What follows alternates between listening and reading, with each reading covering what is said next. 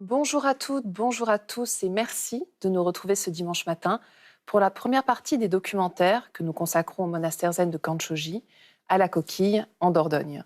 Il se trouve sur le chemin de Compostelle et ce n'est pas un hasard. Je vous propose de découvrir aujourd'hui l'histoire de ce très beau temple ainsi que son fonctionnement.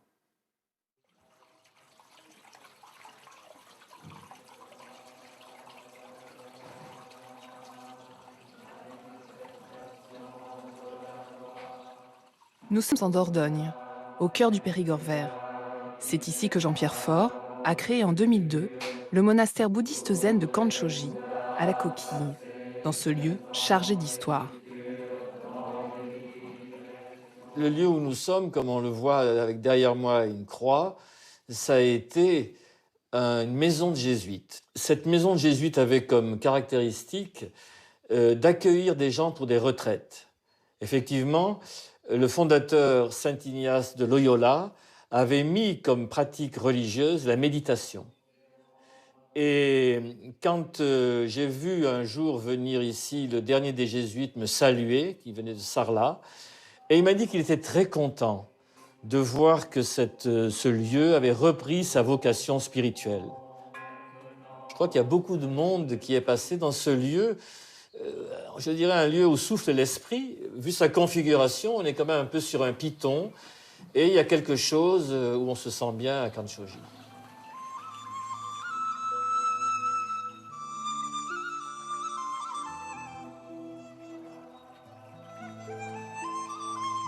Dans ce monastère de Kanchoji, quand j'arrive, je retrouve un petit coin de Japon. Alors, quand on vient ici,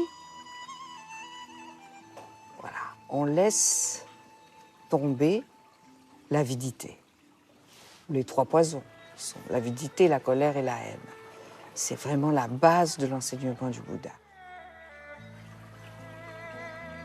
Alors, la première impression, quand je viens ici, c'est la beauté du temple. C'est quelque chose à quoi je suis très sensible. Et ça me fait penser à cette parole de Platon que je trouve tout à fait vraie. Le beau, c'est la splendeur du vrai. Et je trouve que le Dharma se dit bien, s'exprime bien dans la beauté de ce temple.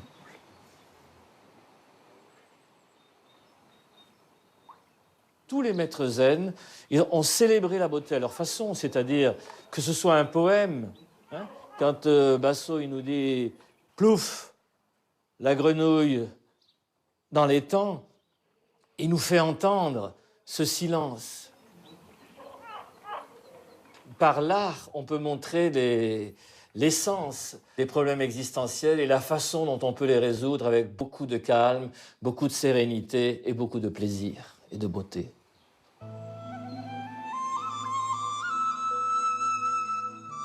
Les personnes qui m'avaient suivi à la Gendronnière m'ont demandé est-ce qu'on ne pourrait pas reconduire cette expérience. Alors on a cherché. Et un jour, on a vu cette annonce qu'à la Coquille, il y avait un ancien monastère jésuite qui était à prendre. On l'a visité, un jour de pluie, on s'est approché du lac qui est juste en dessous, on se croyait en Amazonie. Pas un bruit, juste le bruit de l'eau, les feuilles qui dégouinaient, on s'est dit, c'est là qu'il faut faire un monastère.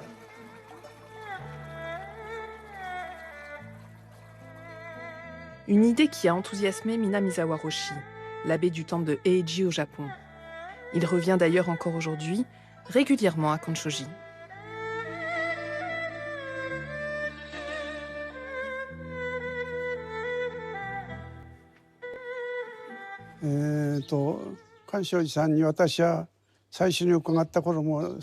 Cela fait déjà un moment que je viens ici à Kanchoji.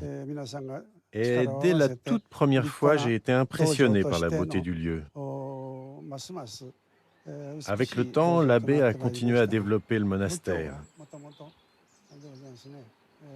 Et je pense que c'est en train de devenir un lieu de recueillement et de pratique, un dojo extraordinaire.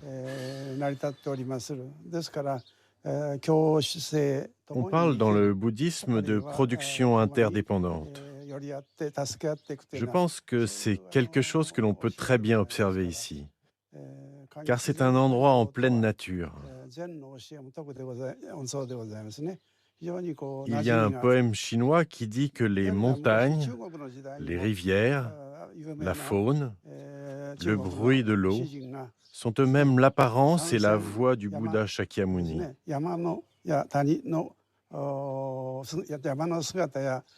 Et je pense que cette explication du dharma naturel se ressent de manière très forte ici. Et j'en suis très heureux.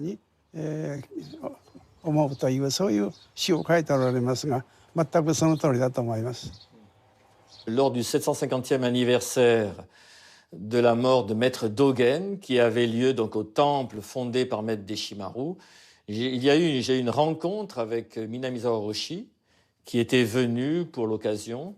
Et cette rencontre a fait que tout doucement, je suis devenu son disciple. Je suis allé au Japon. Et à un moment, ayant reçu la transmission, il m'a laissé entendre que si j'avais reçu la transmission, c'était pour transmettre.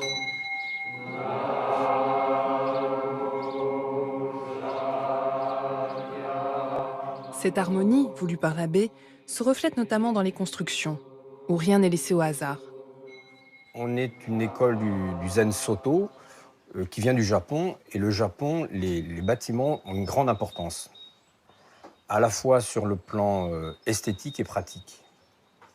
Donc on s'est empressé très rapidement de construire des choses qui sont pratiques et esthétiques, comme les coursives, qui sont des couloirs qui sont couverts et qui permettent de relier tous les bâtiments les uns avec les autres. Et bien sûr, ça, on l'a fait en bois, parce que le bois est facile de construction. Et une des caractéristiques de notre pratique, c'est de faire le maximum de choses par nous-mêmes. Bien sûr, ces matériaux sont le plus écologiques possible, donc non traités, parce qu'on met quand même un accent particulier sur la qualité de vie, à la fois sur la nourriture, mais aussi les lieux dans lesquels on dort, on habite. Et ce qui est intéressant, c'est qu'à la fin, les monastères, quels qu'ils soient dans le monde, qu'ils soient bouddhistes ou chrétiens, ont une architecture qui se ressemble. Il y a donc ces fameux couloirs, ces coursives qui se rejoignent les unes les autres. Et à la fin, ça fait comme une espèce de circulation d'énergie, ça fait comme un tout qui se tient. Bien sûr, on s'est inspiré de ça et on continue à réfléchir dans ce sens pour qu'il y ait vraiment quelque chose qui est une unité. Eh bien, nous nous trouvons devant notre dernière réalisation, qui est la maison de l'abbé, qui, comme le dojo, est une maison entièrement écologique. Et alors, pour l'anecdote, cette maison, c'est non seulement la dernière construction, mais c'est aussi celle qui se trouve sur le point le plus haut du monastère, parce que symboliquement, la maison de l'abbé représente la tête. C'est la personne qui dirige, c'est l'enseignant. L'abbé insiste sur un autre aspect, l'attention portée à l'écologie et à la planète. Alors c'est vrai que par le lien avec le Japon, au niveau des arbres ornementaux, on a mis beaucoup d'érables japonais. Les feuilles sont très fines, très jolies, il y a différentes couleurs. Et là, c'est une vue du haut, des 6 terrasses. J'ai cette fibre du travail de la terre. Pour moi, ça n'a pas été difficile de proposer de créer un potager biologique pour nourrir les moines de Kanchoji. Donc là, on a des fleurs. Il faut savoir que l'été, on a besoin de beaucoup de fleurs à couper pour faire des bouquets pour le hâteau, pour les différents lieux de pratique. Mais en même temps, ça donne vie à toute une foule d'insectes. Alors, tant pis, on va marcher entre les oignons, c'est pas très gênant. Alors ça c'est de la bourrache. Il faut savoir que c'est une fleur qui est très mellifère, donc qui donne à manger aux abeilles, aux bourdons. Là, ce sont des concombres, des jeunes pieds de concombre qu'on a plantés pour faire les tsukemono, les légumes lacto-fermentés qu'on mange le matin avec le riz. Il y a l'idée de respecter la vie, de la protéger. Mieux un jardin est diversifié, mieux c'est pour accueillir plein d'êtres vivants. Donc j'essaie de mettre toutes les variétés de légumes, les légumes racines, feuilles, fleurs, fruits, pour créer justement de la biodiversité. Parce que c'est ça qui fait qu'on rend vivant un sol, on rend vivant un coin de terre. Le temple de Kanchoji compte une vingtaine de permanents. Parmi eux, Ève, la benjamine de la communauté. Mais ici, c'est un lieu vraiment de formation où il y a comme une équipe, quoi. On est tous ensemble, dans un même truc, dans une même pratique et on s'aide mutuellement. Pour faire vivre ça, faut avoir beaucoup d'énergie et beaucoup d'envie. Et si on commence plus tôt la pratique, évidemment, c'est plus simple, peut-être. C'est plus simple, mais bon, à des moments, c'est un peu compliqué. Mais ouais, c'est quand même important de l'avoir, la jeunesse dans un monastère. Ça amène la jeunesse. La jeunesse amène jeunesse. Un avis partagé par Charlotte, qui, après un chemin chaotique en Angleterre, a trouvé ici la sérénité. Avant que je n'arrive ici, j'étais désespérée. J'ai lu beaucoup de livres de philosophie intéressants et j'avais des idéaux. Mais personne n'était capable de proposer une manière de vivre. Ça restait toujours intellectuel. Et j'étais constamment déçue. Rien n'avait de sens et je ne voyais pas d'alternative. Quand je suis arrivée ici, j'étais très impressionnée par la façon dont les gens pratiquaient, la manière dont ils fonctionnaient. Le partage, la coopération, l'engagement dans le service. Les gens qui se dépassent constamment.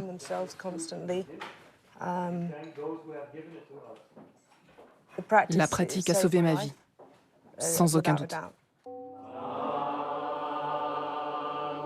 Marie-Louise, une jeune Américaine, vient-elle spécialement de New York pour participer à la vie de la communauté. Et ici, je crois que c'est l'enseignement de Jean-Pierre Faure et aussi Yasho et tous les anciens ici qui vraiment touchent le cœur à chaque fois. Avec eux, je sens vraiment l'urgence de pratiquer et de rester dans la pratique et pourquoi c'est important pour leur existence, vraiment. Je suis fidèle? Non, peut-être. Oui, c'est ça. Il y a une sorte de fidèle, mais basé sur la gratitude et aussi dans le pleine confiance qui m'inspirait de rester ici à Kanchoji en particulier. Voilà. Je mets l'accent sur la qualité des rapports des gens entre eux. C'est-à-dire qu'il y ait une véritable communication, que l'on aille au-delà des petites différences, des petites difficultés, et qu'à la fin, on se rencontre d'esprit à esprit. Pour moi, la religion véritable, c'est celle qui permet aux êtres humains, quels qu'ils soient, de vivre en paix les uns avec les autres. Et l'enseignement du Bouddha, ce n'est que ça. Et que dans un monastère, il y ait un bassin, un étang avec des poissons, c'est le symbole de l'attention qu'on porte à toutes les formes de vie. Donc c'est vraiment la compassion qui s'exerce vis-à-vis de toutes les existences. Aujourd'hui, vous voyez un monastère qui est de dimension finie, où on peut accueillir un certain nombre de personnes. Qu'est-ce qu'il en sera demain? Je ne le sais pas. Je m'en remets à la Providence. De mon vivant jusqu'à ma mort, je fais l'effort pour cela, mais je ne contrôle pas la vie de l'univers. C'est la fin de cette émission. Vous pouvez la revoir pendant 1 mois sur France TV. Nous vous retrouvons la semaine prochaine pour la seconde partie de nos documentaires consacrés au monastère de Kanchoji, avec cette fois la cérémonie d'Ojukai, la prise de précepte. Nous vous souhaitons une très, très belle journée.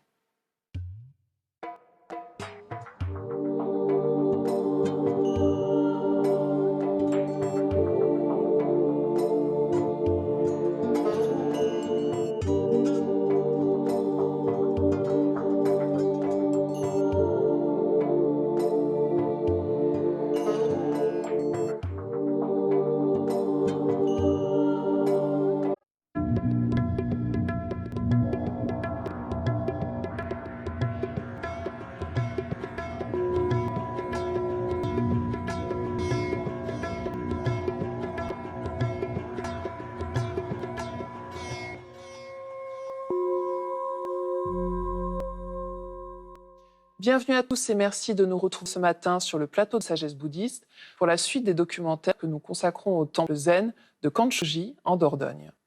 Nous avons pu découvrir la semaine dernière son histoire. Je vous propose de poursuivre aujourd'hui avec la cérémonie de Jukai, la prise de préceptes qui s'y déroulait le 5 juin dernier. Une délégation importante de moines japonais accompagnait lors de cet événement le Donin Minamizawa Roshi, vice-abbé du grand temple de Heiji au Japon. Nous avons pu y retrouver également de nombreux disciples de maître Teizen Deshimaru que je vous laisse découvrir dès à présent dans ce documentaire.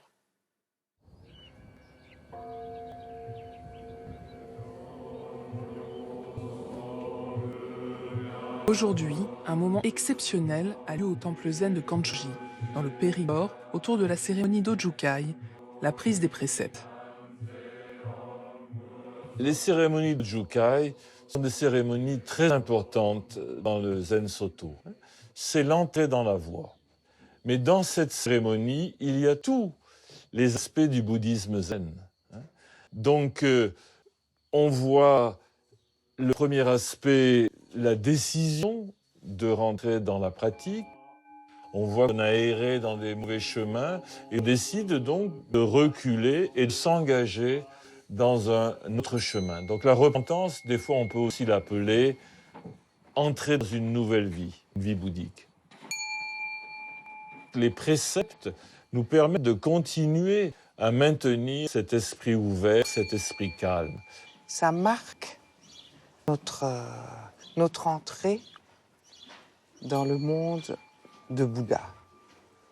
C'est donner, Ojukai, c'est donner et recevoir. Et donc là, en l'occurrence, c'est les préceptes qu'on transmet. Les préceptes, c'est, on peut dire, la façon dont Bouddha vit. C'est-à-dire que ce n'est pas des interdictions, ce n'est pas des commandements, mais c'est l'expression de la vie de Bouddha. C'est ne pas tuer, ne pas voler. Donc on pourrait dire que c'est des injonctions négatives, mais ça veut simplement dire que dans le monde de Bouddha, ce n'est pas possible.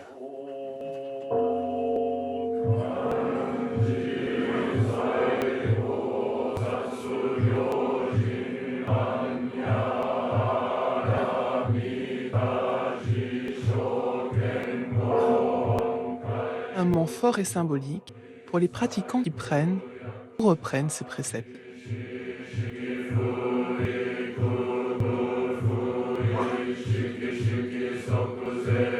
C'est d'être vraiment dans la famille du bouddhisme, entrer dans la Sangha. La Sangha, je ne sais pas si vous savez ce que c'est une grande famille. Et c'est de suivre le chemin avec cette famille qui m'aide et qui me soutient.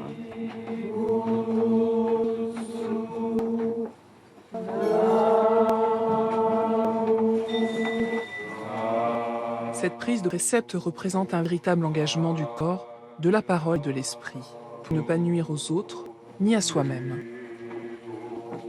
Le but de ces 5 jours de cérémonie, c'est tout doucement d'ouvrir le cœur des personnes qui vont recevoir les préceptes, leur purifier l'esprit, les aider vraiment à s'oublier soi-même et à être dans une paix profonde et être complètement conscient de ce qu'ils reçoivent en recevant les préceptes.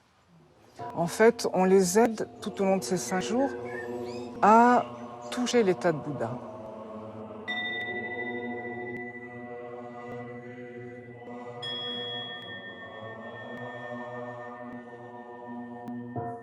Vous êtes ici, Kaïté revenu à la source, pour prendre refuge dans les préceptes. Je pense que tous ceux qui ont fait la première fois cette cérémonie ont fait vraiment un pas de plus. Et j'espère que ça va m'aider à faire moi aussi un pas de plus. C'est un peu comme si on mettait ses pieds dans les empreintes des pas du Bouddha. Donc c'est chaque fois réitérer, on peut dire, sa foi dans son enseignement.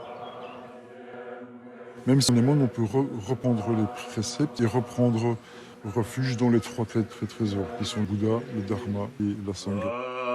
Quatrième précepte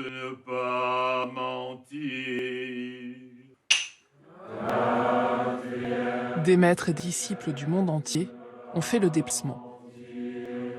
Kanchoji est tellement un endroit magnifique pour pratiquer le zen. Ils nous ont offert cette opportunité. C'est une chance incroyable de participer à ces quelques jours de cérémonie d'Ojukai. Vraiment, c'est une opportunité à ne pas manquer.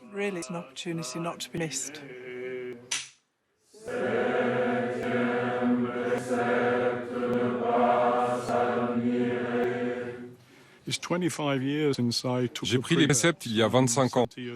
J'ai 70 ans maintenant. Je suis plus proche de la fin de ma vie que du début. Je ressens le besoin de prendre ces préceptes de manière plus sérieuse. Et je perçois que les autres personnes qui assistent à ces cérémonies sont très émues, qu'elles renforcent beaucoup leur pratique. Je prends complètement refuge dans la Sangha. J'ai eu vraiment à cœur que Ojukai puisse se faire en Occident, parce que ça a été pour moi une grande expérience quand j'ai pu faire Ojukai au Japon, la première fois. Je pratiquais déjà depuis 20-25 ans, j'étais nonne, et ces cérémonies ont ouvert quelque chose dans ma pratique, m'ont ouvert à un autre monde. J'ai vu à quel point le moi, donc être centré sur le moi, est quelque chose qui crée la souffrance, autant pour soi que pour les autres autour de soi. Et ça a été pour moi complètement lumineux de réaliser ça. Et j'ai pu vraiment m'engager dans ma vie de nonne dans une dimension beaucoup plus ouverte à l'autre, où je pouvais m'oublier moi-même.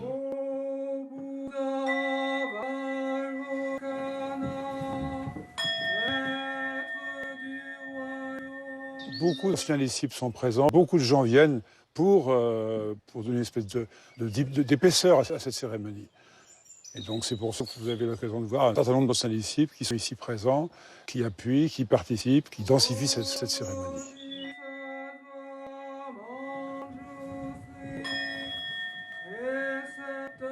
C'est important car nous ne voyons pas souvent des gens qui viennent du Japon pour donner des enseignements et partager leur expérience avec nous. En Angleterre, nous n'aurions pas cette sorte d'occasion où des Japonais viennent donner des enseignements. C'est très agréable d'en faire l'expérience.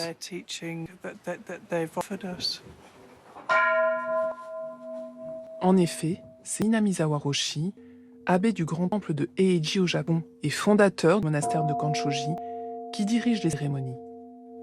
On a tous ici conscience qu'on vit un moment exceptionnel et que voilà, on a la visite d'un des plus grands maîtres zen du Japon et entouré d'une équipe de moines éminents et c'est tout à fait exceptionnel.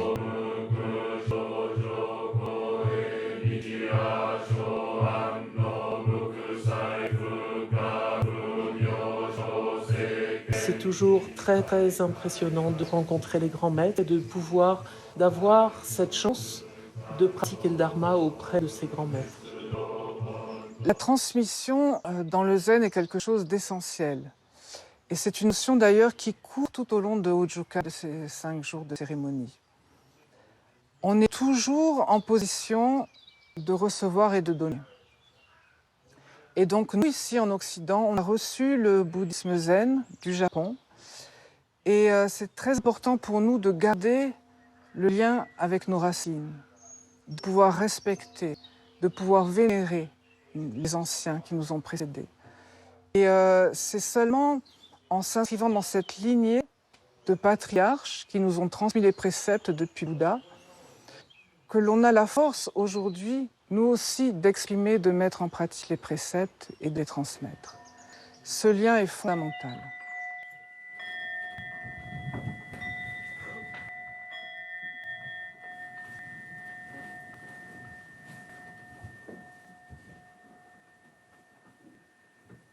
Vous avez vu que la cérémonie est guidée et menée par Minamizawa Roshi, qui est venu donc spécialement du Japon pour prendre cette position qu'on appelle Kaishi, c'est-à-dire maître des préceptes.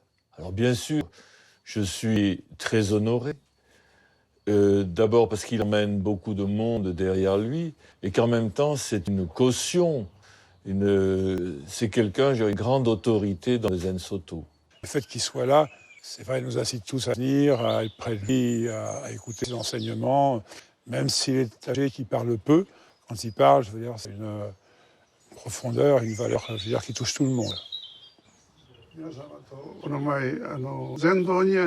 Nous sommes déjà venus il y a 3 ans à la Chandronnière, où nous avions célébré les cérémonies de Jukai, qui s'étaient très bien déroulées.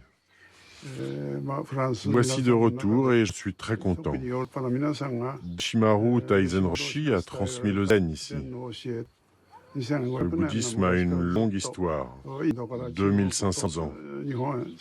Il a été en Chine, au Japon, mais je pense que le sens du bouddhisme, du zen, n'est pas limité qu'à la religion.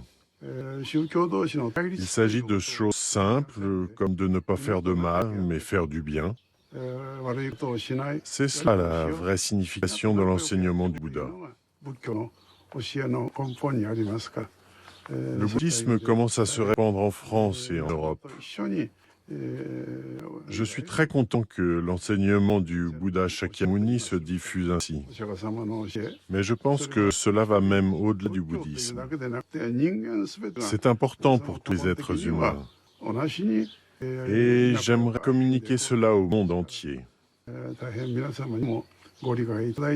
Merci.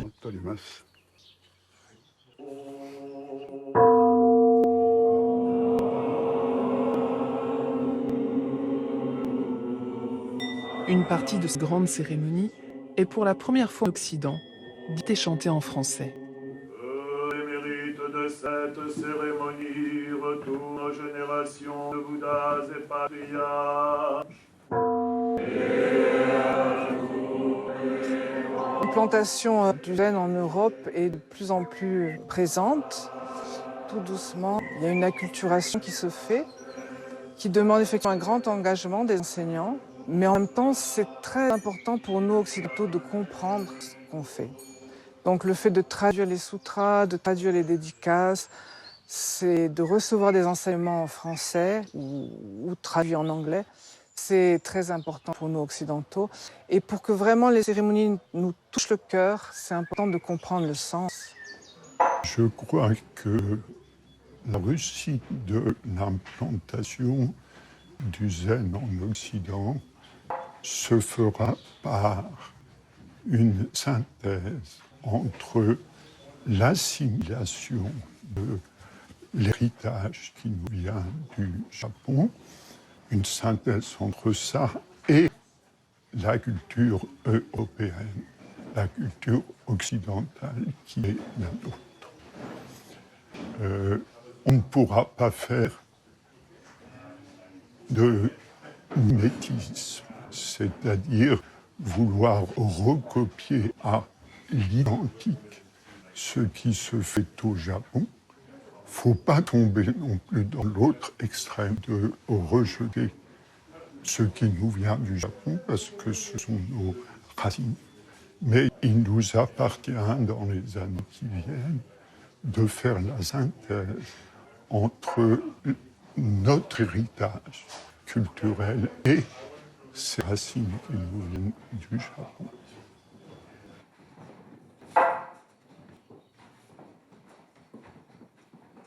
C'est la fin de cette émission. Vous pouvez la revoir pendant 1 mois sur France TV. Nous vous souhaitons une très, très belle journée.